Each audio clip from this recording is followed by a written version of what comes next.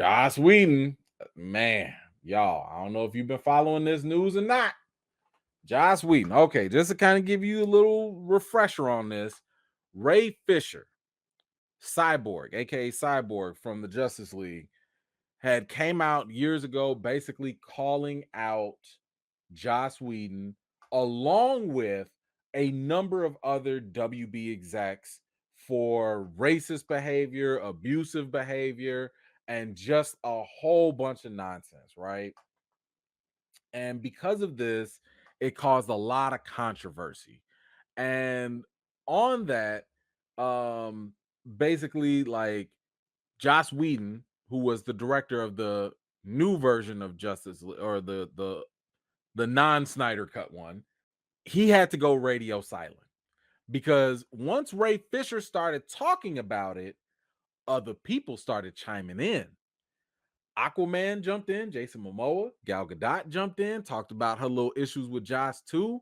Ben Affleck, Batman jumped in, was like, man, this whole experience on Justice League was terrible and all that. So everybody was kind of backing up Ray Fisher and letting them know, like, hey, it really wasn't all that cool working with him.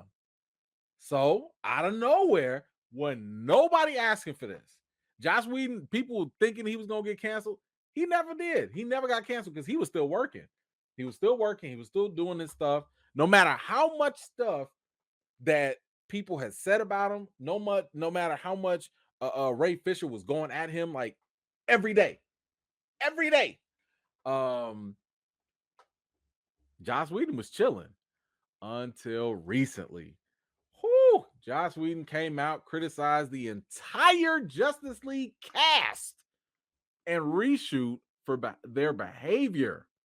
So nearly 5 years after the film first hit theaters, Joss Whedon has sat down with Vulture to discuss the troubled production of Justice League. The filmmaker, who was accused by multiple stars of harassment and toxic behavior on set, criticized the film's stars and their behavior during reshoots, stating he had never worked with a ruder group of people and writing off Gal Gadot's accusations of his threatening to kill her career. Whedon also criticized fans of Snyder for turning the internet and his former actors against him in the name of the original filmmaker and their efforts to get the original version of the film restored. Ooh-wee. Yo, I don't know who this man's PR person is. He needs to get some new PR. Because honestly, all he had to do was stay quiet. If he had just stayed quiet, people would have just moved on and forgot it and left it alone. But here's the other thing. When you have multiple people coming after you, multiple receipts are being shoved in your face, you really think your best defense is going to be, nah, all of them were bad. Now, if this was just one-on-one, if it was just Ray Fisher versus Joss Whedon, now it's a he said. Okay, maybe. Whatever. Bro, you got the whole cast of, by the way, celebrities that most people really like, coming out there talking about you, and you just gonna be like, nah, they were the rude one, they were bad. And then, the Gal Gadot. Okay, the Gal Gadot one, that one, we got to talk about that one too. So, what he was talking about, so basically, Gal Gadot came out and said that Joss Whedon had said something. He made a comment that she took as him threatening her career. Something to the effect of, if you don't do this, it's gonna ruin your career, or your career will be over in Hollywood. Something to that effect, right? So Gal Gadot was like, "The hell you think you talking to? You don't know I am Princess Diana." What? So she took offense to that. She took it up with WB, filed her little complaints or whatever, and they hashed it out. But here's what he had to say in defense of that situation with Gal Gadot in there. Gal Gadot didn't care for Whedon's style either. Last year, she told reporters Whedon threatened her and said he would make her career miserable. Whedon told me, the interviewer, he did no such thing. I don't threaten people. Who does that? He concluded she had misunderstood him. English is not her first language, and I tend to be annoyingly flowery in my speech. He recalled arguing over a scene she wanted to cut. He told her jokingly that if she wanted to get rid of it, she would have to tie him to a railroad track and do it over his dead body. Then I was told I had said something about her dead body and tying her to the railroad track. He said Gadot did not agree with Whedon's version of events. She said, I understood him perfectly. This so messy. This so mess. And then you gonna go and talk about the fact that English ain't her first language as if this woman don't speak good English and what, bruh, bruh. Oh, bad. Terrible. Terrible. Woo! It goes on and on and on and on. I mean, I'm just saying this is not a good look for Whedon. His PR team let him down.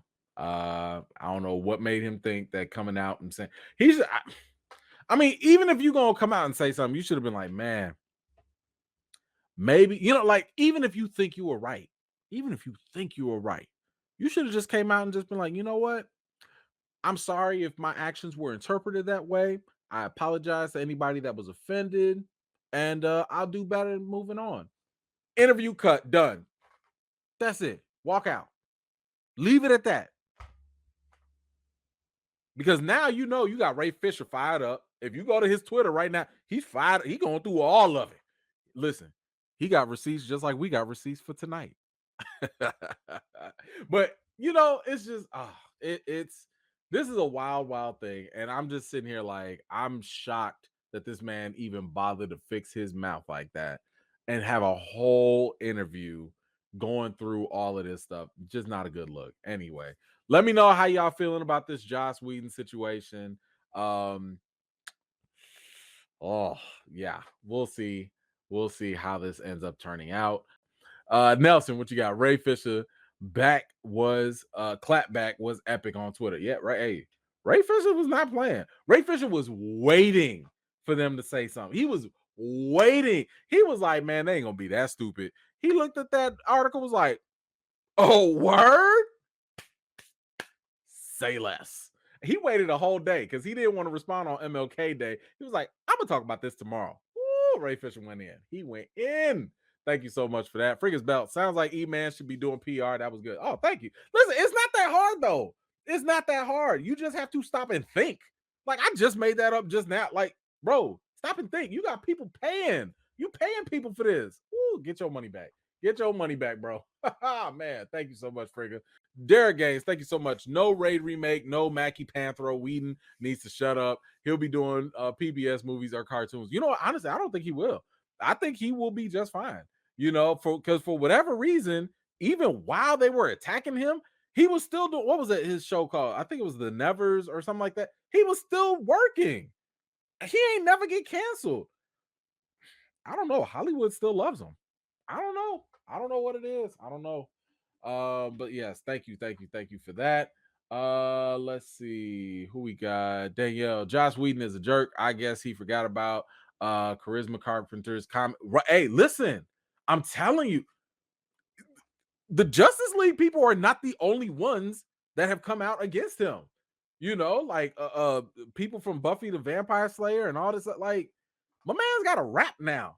He's got a reputation, and it ain't good. He used to have a very good reputation, but it's not that good. He used to be like, they used to make him like the poster child for feminism, like, oh man, he put women on, and he puts women in the forefront and strong and empowered, but behind the scenes it ain't looking too good for the boy. It ain't yeah, he's I don't know.